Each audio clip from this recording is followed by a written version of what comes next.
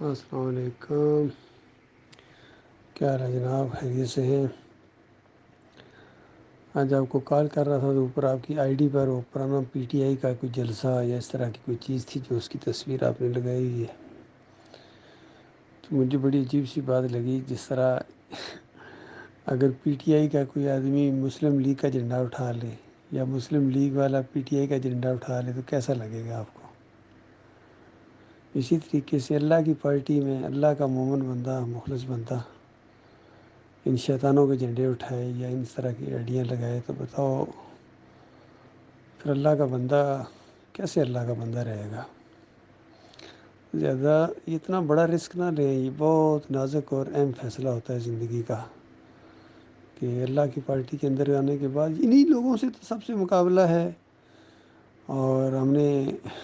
اللہ کی دعوت پھیلانی ہے، یہ اللہ کی پارٹی ہے، چاہے تعداد کم ہو چاہے تعداد زیادہ ہو، الیکشن کے ذریعے نہیں، ہمارا معاملہ دوسرا ہے، جیت ہماری ہی ہے، اور مومن کی جو جیت ہوتی ہے وہ شہادت ہے، مطلوب مقصود مومن،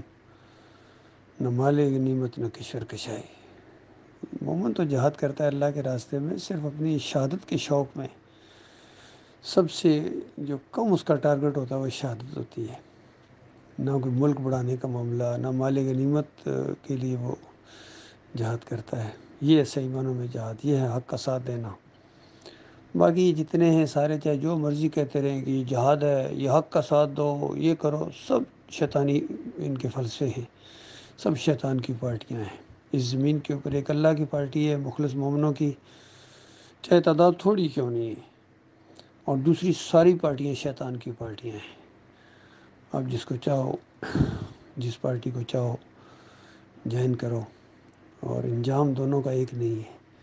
اللہ کی پارٹی دنیا میں بھی انشاءاللہ کامیاب ہوگی، اور آخرت میں بھی انہی کے حصے میں جنت کی بہاریں آئیں گی، اور شیطان کی پارٹی یہاں بھی ذلیل و خوار ہوں گے، اور آخرت میں بھی ان کو خون اور پیپ کی وادیوں کے اندر ہمیشہ کے لیے دھکیل دیا جائے گا۔ اللہ تعالیٰ غور و فکر کرنے کی توفیق عطا فرمائے۔ جس طرح بریلویت کو چھوڑنا ہے، دیوبندیت کو چھوڑنا ہے، اہل حدیثیت کو چھوڑنا ہے،